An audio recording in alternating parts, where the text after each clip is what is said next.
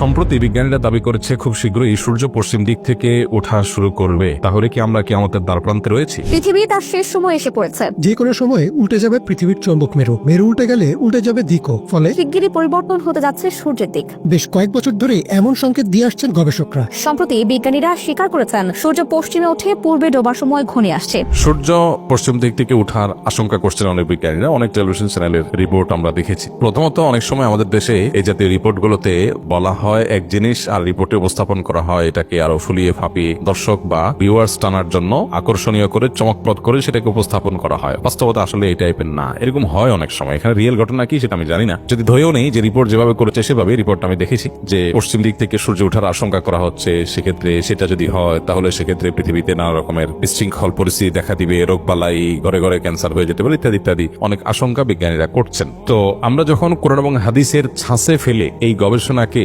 মাপজোক করার চেষ্টা করি, তখন আমরা দেখতে পাই যে নবী করিম সাল্লাল্লাহু আলাইহি সাল্লাম কিয়ামতের আগে 10টি বিশেষ আলামত প্রকাশ পাওয়ার কথা বলেছেন, যেগুলোকে আলামাতুস সাআহ আল কুবরা বলা হয়েছে, অর্থাৎ কিয়ামতের বড় বড় আলামত হিসাবে আখ্যায়িত করা হয়েছে। এখানে বড় আলামত বলতে কিয়ামতের একেবারে শেষ মুহূর্তে এসে যেগুলো দেখা দিবে সেগুলো বড় আলামত, আর যেগুলো অনেক আগে থেকে দেখা দিবে সেগুলো ছোট আলামত। তো কিয়ামতের প্রায় 141টার মতো ছোট আলামত আছে, যেগুলো বিভিন্ন বই পুস্তকে ওলামা একরাম কোরআন এবং হাদিস থেকে সংকলন করেছে। সৌদি আরবের একজন আলেম ডক্টর মোহাম্মদ আল আরিফি, তার একটা কিতাব আছে, সেখানে তিনি আলামাতুস সাআত এই 141 সবগুলোকে একত্র করেছে। নেহায়াতুল আলম তার সে বইটার নাম, আরবিতে বাংলা অনুবাদ হয়েছে। তো সেই কিয়ামতের আলামতের বইয়ে তিনি 141টা ছোট আলামত উল্লেখ করেছেন, যার বেশিরভাগই পৃথিবীতে ঘটে গেছে, যেগুলো বিশেষ ভবিষ্যৎবাণী করেছেন ঘটবে ঘটবে ঘটবে, কিন্তু ঘটে গেছে। আর কিছু আছে এখনো ঘটেনি। আর 10টা আলামত যেগুলো ঘটবে কিয়ামতের ঠিক আগ মুহূর্তে, তার মধ্যে থেকে একটা হলো পশ্চিম দিক থেকে সূর্য উদিত হবে। পশ্চিম দিক থেকে সূর্য উদিত হওয়ার এই আলামতটি দেখা দিবে কিয়ামতের আগের সব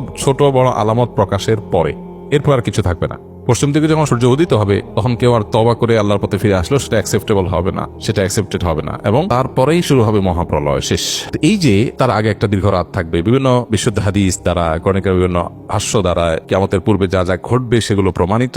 সেই আলোকে আমরা বলতে পারি, যেহেতু কিয়ামতের ওই যে আলামতগুলো এখনো দেখা দেয়নি, ইমাম মাহদীর আবির্ভাব, ঈসা আলাইহিস সালামের আবির্ভাব, দাজ্জালের সাথে সংগ্রাম, ইয়াজুজ মাজুজের সাথে সংগ্রাম, আরো বহু বিষয় রয়েছে যেগুলো কিয়ামতের আগে ঘটবে। সর্বশেষ আলামত হবে এটি। তো সেই ছাঁচের সাথে আমরা মিলাইলে দেখি যে এটা যদি ঘটেও, বিজ্ঞানীদের গবেষণা যদি সত্য হয়, তাহলে কিয়ামতের আগে যে পশ্চিম দিকে সূর্য উদয় হওয়ার কথা হাদিসে বলা হয়েছে এটি সেটা নিশ্চয়ই না। অর্থাৎ এরপরেও পৃথিবী টিকবে। এই পশ্চিম দিকে সূর্য উদিত হওয়ার পর পৃথিবী ধ্বংস হয়ে যাবে এটা কোনোদিনই হবে না, যতক্ষণ পর্যন্ত হাদিসে ওই সমস্ত আলামতগুলো প্রকাশ না পাবে যেগুলোর পরে হাদিসে সতর্ক করা হয়েছে, সতর্ক করা হয়েছে। এর আগে আপনারা দেখেছেন বিভিন্ন সময় বিজ্ঞানীরা গবেষণা বলেছেন বিভিন্ন নক্ষত্র তাদের যে কক্ষপথে তাদের যে বিচরণ হয়ে থাকে, আল্লাহ সুবহানাহু ওয়া তাআলা কোরআনে কারীমে যে বলেছেন যে ওয়াশ-শামসি তাজরি লিমুস্তাকাররিন লাহা যালিকা তাকদীরুল আজিল আলীম ওয়াল কামারু কদ্দারনাহা মানাজিলা। এই যে সৌরজগতে বিভিন্ন গ্রহ নক্ষত্র, আল্লাহর বিভিন্ন বড় বড় যে আপনার তারকারাজি রয়েছে, সৃষ্টি রয়েছে, এগুলো তাদের নির্দিষ্ট কক্ষপথে বিচরণ করে, আল্লাহ তাআলা এটা বলেছেন। তো এই যে বিচরণ করবার কথা বলা হয়েছে কোরআনে,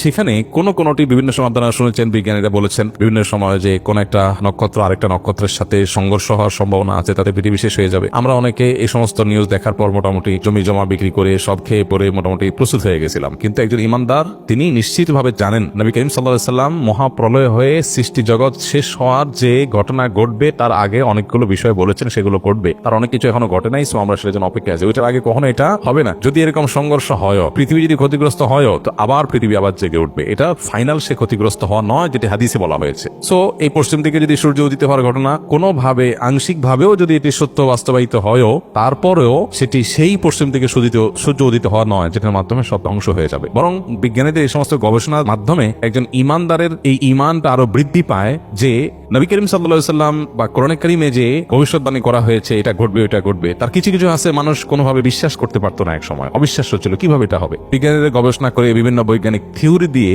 সেটাকে তারা প্রমাণ করছেন কিভাবে এটা পসিবল, কিভাবে এটা সম্ভব। তাহলে যেটা আমাদের কাছে অসম্ভব মনে হতো, অনেকের কাছে অযৌক্তিক মনে হতো, অনেকের কাছে ইলজিক্যাল মনে হতো, বৈজ্ঞানিকদের গবেষণার মাধ্যমে সেটার সম্ভাব্যতা প্রমাণিত হওয়াটা এটা আমাদের ঈমানকে বাড়িয়ে দেয় যে আল্লাহ এবং তার রাসূল সাল্লাল্লাহু আলাইহি সাল্লাম যা বলেছেন আমাদের বুঝে আসতো না এটা কিভাবে হবে। কিন্তু দেখলাম যে পরে বিজ্ঞানীরা বিভিন্ন গবেষণা দ্বারা এটা সম্ভাব্যতা প্রমাণ করেছেন। তখন আমরা আমাদের ঈমানকে আরো বৃদ্ধি করি, আরো শানিত করি যে আলহামদুলিল্লাহ আমরা না বুঝেও ঈমান আনি। কিন্তু আমার না বুঝে ঈমান আনার মানে এই না যে আমি যে বিষয়টি ঈমান এনেছি এটা ইলজিক্যাল। লজিকটা আমার জানা নাই, পরে আবিষ্কার হয়েছে, কিন্তু আল্লাহ যা বলেছেন তার চেয়ে বড় কোনো লজিক হতে পারে না। সেটা আমার এখন বুঝে আসুক আর না আসুক। এখান থেকে বড় ইমান আরো আমাদের বৃদ্ধি হয়। তবে এটা সেই ঘটনা অবশ্যই না যেটি হাদিসে বলা হয়েছে, কারণ তার আগে আর অনেক কিছু ঘটার কথা বলা হয়েছে।